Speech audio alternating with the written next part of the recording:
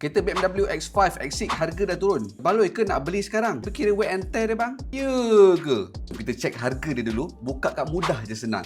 Model hybrid kita tolak tepi. Untuk X5 petrol harga sekarang 78,000. Untuk X6 pula, 105,000. Mileage 70,000. Yang saya lah, X6 memang lagi handsome. Berapa kos untuk beli dan juga maintain X6 yang dah use ni?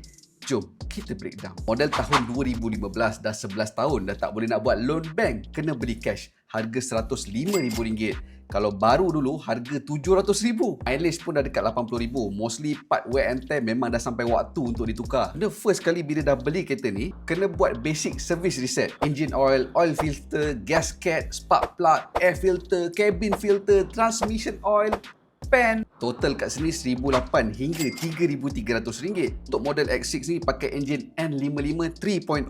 Enjin ni memang reliable. Cuma dia akan start problem bila ada masalah dengan cooling system. Jadi part wear and tear kena tukar sebelum dia problem. Komponen dia adalah thermostat, water pump, coolant dan juga hose.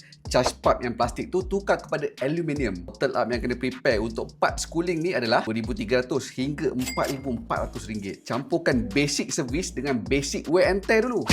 Duit yang kena prepare adalah RM4,000 hingga RM7,000. Ini hanya estimation harga barang, belum masuk labor cost tau. Dan ini hanyalah permulaan. Belum masuk lagi suspension, bushing, brake, sistem yang lain. Kalau kira semua sekali, complete wear and tear ni RM20,000 at least kena prepare. Model X6 ni masih lagi good looking. Dapat mileage yang rendah. Kereta pula sebelum ni service dekat service center. Condition masih lagi cun. Why not? Kalau mampu. Dulu model ni harga almost RM700,000. Sekarang dah tinggal RM100,000. Nak beli nanti make sure ada buffer at least RM20,000. Baru rasa tenang fikiran. So adik Adam, berbaloi tak nak beli X6 ni?